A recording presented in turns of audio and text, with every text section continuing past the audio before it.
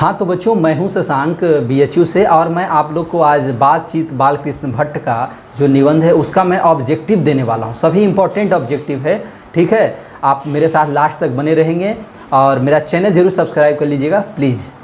और अब हम लोग स्टार्ट करते हैं ऑब्जेक्टिव की ओर। बालकृष्ण भट्ट की रचना बातचीत क्या है? ध्यान दीजिए क्वेश्चन पे। बालकृष्ण भट्ट की रचना बातचीत क्या है? ऑप्शन है एकांकी, कहानी, यात्रा संस्मरण, ललित निबंध। इसका सही उत्तर होगा बच्चों ललित निबंध। तब हम लोग चलते हैं अगले प्रश्न की ओर। अगला प्रश्न है, बालकृष्ण भट्ट किस युग के निबंधकार थे? बहुत इंपॉर्टेंट प्रश्न है, आप लोग इसको ध्यान रखिएगा। ऑप्शन है प्रसाद युग, भारतेंदु युग, द्विवेदी युग, स्वतंत्रोत्तर युग। इसका सही उत्तर होगा बच्चों भारतेंदु युग, ठीक है। अब हम लोग चलते हैं अगले प्रश्न की ओर, आप लोग ध्यान दीजिएगा। मनुष्य की बातचीत का उत्तम तरीका क्या है? मनुष्य की बातचीत का उत्तम तरीका क्या है? ऑप्शन में है विद्वतापूर्ण बात करना, तर्कपूर्ण बात करना, भीड़ से बात करना, अवाक होकर अपने से बातचीत करना। इसका सही उत्तर होगा बच्चों अवाक होकर अपने से बातचीत करना, ठीक है। तो हम लोग चलते हैं बच्चों अगले प्रश्न की ओर। अगला प्रश्न है, ध्यान दीजिएगा। संवाद में सबसे महत्वपूर्ण क्या है? संवाद में सबसे महत्वपूर्ण क्या है? ऑप्शन है तर्क, जिज्ञासा, आत्मीयता, प्रवाहपूर्ण भाषा। तो इसका सही उत्तर होगा आत्मीयता, ऑप्शन सी, ठीक है। तो ये सब क्वेश्चन को आप ध्यान देते जाइएगा, ठीक है। और मेरा चैनल जरूर सब्सक्राइब कीजिएगा, बहुत उपयोगी वीडियो है ये सब। आपको मैं लास्ट तक पढ़ाऊँगा, पूरा सिलेबस कंप्लीट करूँगा हिंदी का। हाँ, आप मुझ पर विश्वास करके पढ़ते जाइए बस। और ये जितना भी क्वेश्चन ऑब्जेक्टिव को मैं दे रहा हूँ ऑब्जेक्टिव में, सभी एग्ज़ाम की दृष्टि से इम्पॉर्टेंट है और प्रीवियस ईयर में भी कुछ प्रश्न इसमें पूछे गए हैं, ठीक है। क्योंकि पहले तो ऑब्जेक्टिव ज़्यादा होता नहीं था और हिंदी भी 50 मार्क्स का होता था। हाँ, तब हम लोग चलते हैं अगले प्रश्न की ओर। बालकृष्ण भट्ट का जन्म कब हुआ था?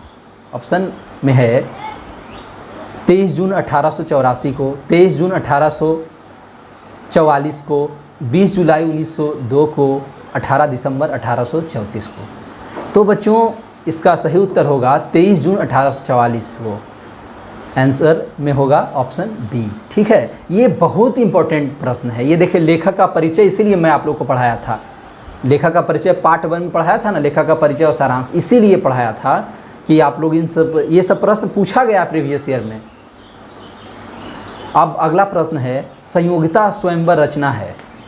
क्या है? संयोगिता स्वयंवर रचना है। किनका है? बालकृष्ण भट्ट का। यहाँ थोड़ा मिसप्रिंट हो गया है, प्रथम ऑप्शन में होगा बालकृष्ण भट्ट। बालकृष्ण भट्ट की, प्रताप नारायण मिश्र की, श्रीनिवास दास की, मैथिली शरण गुप्त की। तो बच्चों ये देखिए बहुत ही नोटेबल क्वेश्चन है, इसको आप लोग ध्यान दीजिएगा, ये आपको फंसाएगा एग्जाम में, इसीलिए इस तरह का प्रश्न देता है। संयोगिता स्वयंवर है श्रीनिवास दास की, और इनका भी एक तरह का स्वयंवर है, रचना है। किनका? बालकृष्ण भट्ट का। उनका है दमयंती स्वयंवर इनका। और यहाँ पर ऑप्शन दे दिया है, क्वेश्चन दिया है संयोगिता स्वयंवर। और तो ये संयोगिता स्वयंवर श्रीनिवास दास का होगा। जब पूछा जाएगा दमयंती स्वयंवर किनका है, तब वो किनका हो जाएगा? बालकृष्ण भट्ट का। तो ठीक है, आप लोग ध्यान दीजिएगा इस चीज़ों पे। अगला प्रश्न है, कौन सी रचना बालकृष्ण भट्ट की नहीं है? ठीक है, ये भी ध्यान दीजिएगा, कौन सी रचना बालकृष्ण भट्ट की नहीं है? तो ऑप्शन में है नूतन ब्रह्मचारी, 100 अजान 1 सुजान, सद्भाव का अभाव, परीक्षा गुरु। तो इसका सही उत्तर होगा ऑप्शन डी, परीक्षा गुरु, ठीक है। तो परीक्षा गुरु जो है लाला श्रीनिवास दास की है, ठीक है, उपन्यास है। और बाकी जो 3 है बालकृष्ण भट्ट की है। अब है अगला प्रश्न की ओर हम लोग चलते हैं। कौन सी रचना बालकृष्ण भट्ट की है? यहाँ पे क्या कह रहा है? कौन सी रचना बालकृष्ण भट्ट की है? ऑप्शन है रेल का विकट खेल, कछुआ धर्म, रेणुका, प्राच्य विद्या। तो इसका सही उत्तर होगा ऑप्शन ए, रेल का विकट खेल। ये एक नाटक है, किनका है? बालकृष्ण भट्ट का है। ये लेखक का जो परिचय दिया था ना, उसी में सब सारी बातें लिखी हुई है। रेल का विकट खेल उसमें है, आप लोग पार्ट 1 वाले वीडियो में देख लीजिएगा, ठीक है। तो हम लोग चलते हैं बच्चों आगे। नेक्स्ट प्रश्न है, बालकृष्ण भट्ट ने कौन सा मासिक पत्रिका निकाला था? ऑप्शन में होगा, ये भी ध्यान दीजिएगा, आया प्रीवियस ईयर में, मतलब पूछा गया है ये क्वेश्चन। बालकृष्ण भट्ट ने कौन सा मासिक पत्रिका निकाला था? प्रताप, कर्मवीर, हिंदी प्रदीप, ज्योत्सना। तो इसका सही उत्तर होगा हिंदी प्रदीप। ये पूछा गया है, बहुत इंपॉर्टेंट क्वेश्चन, इस बार भी हो सकता है पूछ दे। इसका सही उत्तर क्या होगा? Option C, Hindi Pradeep. बातचीत किस विधा की रचना है? क्या होगा? बातचीत किस विधा की रचना है? तो इसका ऑप्शन है आलोचना, गीत, शोध, निबंध। इसका सही उत्तर क्या होगा? ऑप्शन डी, निबंध। तो ये भी इम्पोर्टेंट है, जो हम लोग बातचीत पढ़े थे, मैं कितना बार आप लोगों को कहा हूँ एक निबंध है, निबंध है, कितना बार कहा हूँ? तो बातचीत वो क्या है? एक निबंध है। तो ये पूछा जा सकता है। अब देखिए बच्चों, नेक्स्ट प्रश्न है, रॉबिन्सन क्रूसो ने 16 वर्ष के उपरांत किसके मुख से एक बात सुनी? कौन?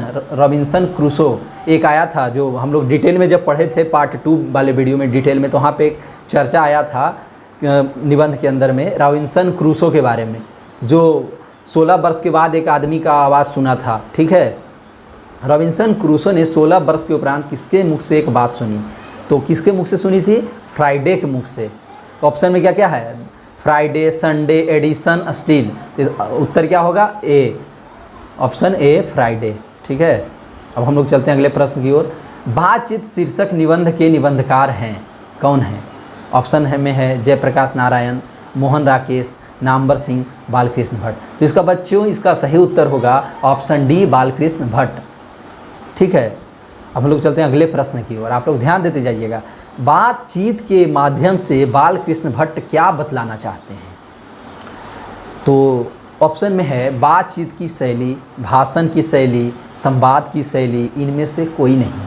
तो इसका सही उत्तर होगा ऑप्शन ए, बातचीत की शैली।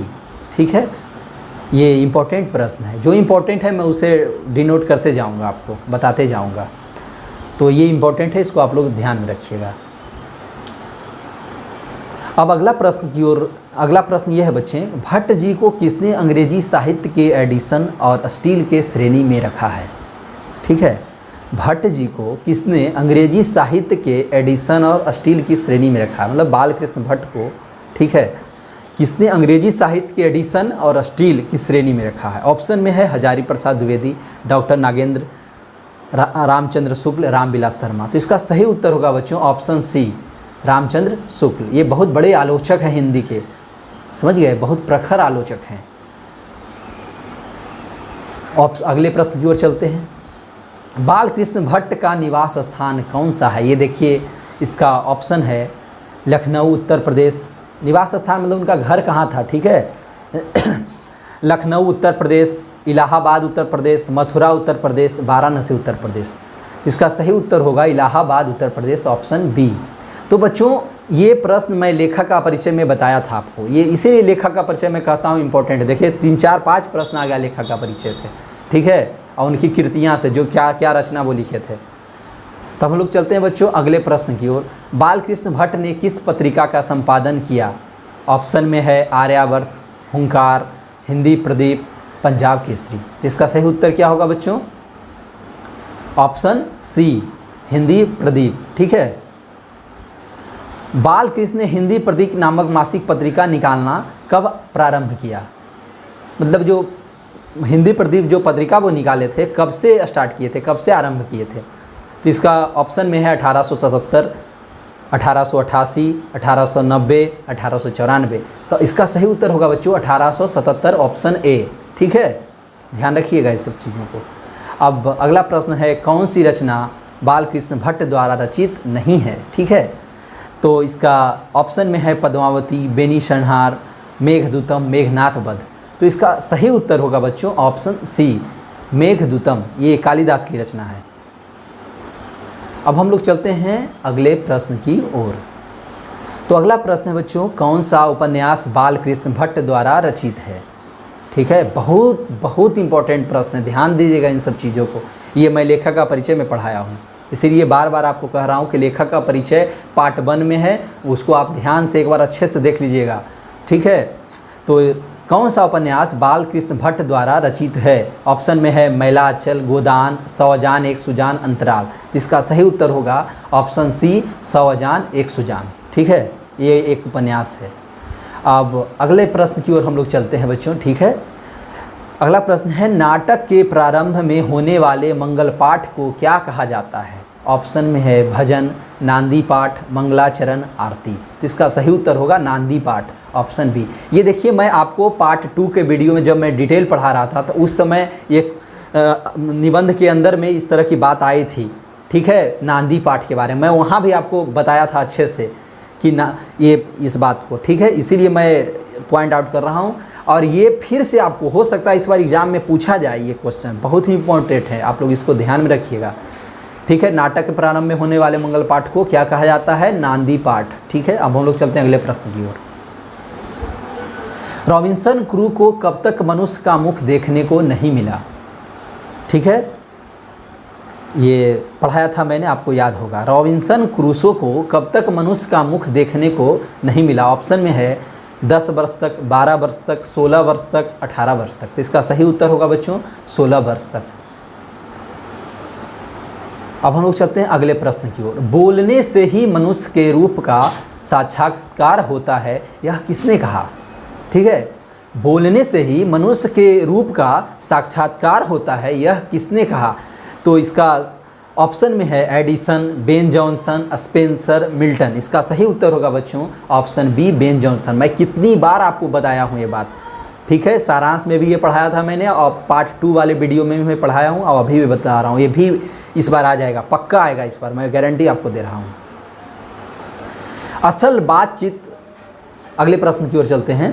असल बातचीत सिर्फ 2 व्यक्तियों में ही हो सकती है, यह किसका मत है?